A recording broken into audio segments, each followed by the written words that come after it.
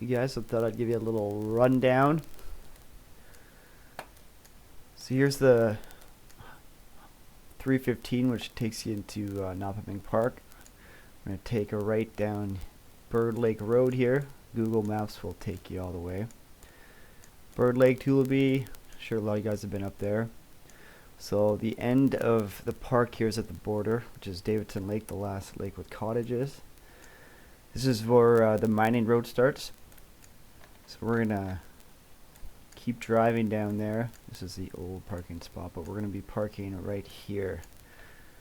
And this is should be room for maybe, I don't know, 8, 9 vehicles if we do pretty well. But they did widen the road a bit, so there might be some spots, a little closer.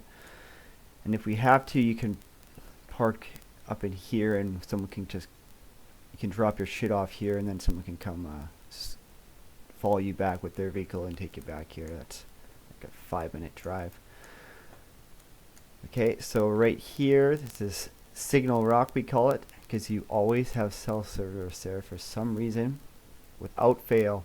It's a little high island you can climb up to, and you always have a signal. There's nowhere to camp really there, but there's a small island here that's kind of flat. You can camp there. So from here to our main campsite is probably like 30-minute paddle. Maybe more, maybe less, depending on how strong you are. So yeah, there's a good amount of room for tents here. It's not particularly flat though, and you're kind of better off maybe not bringing a giant tent, just because it's easier to fit a smaller tent in some places. This is a cool waterfall spot we hang out. I'll send that drive folder you guys can kind of see. There's probably room for 1 or 2 tents there if you guys want to. And this is all like about a 5-minute paddle. So if we want to spread out a bit, that's an option. There's a small little pebble beach here, and there's a little spot for a tent. I might throw a tent there in case I want to get away from you fucking hooligans for a bit. This is about, 5-minute paddle again. Over here there's a very small flat island. Not many trees on it though, but you could probably fit, well, we had a whole bachelor party on this one little island with a bunch of tents, so that's another option for camping if you want to spread out.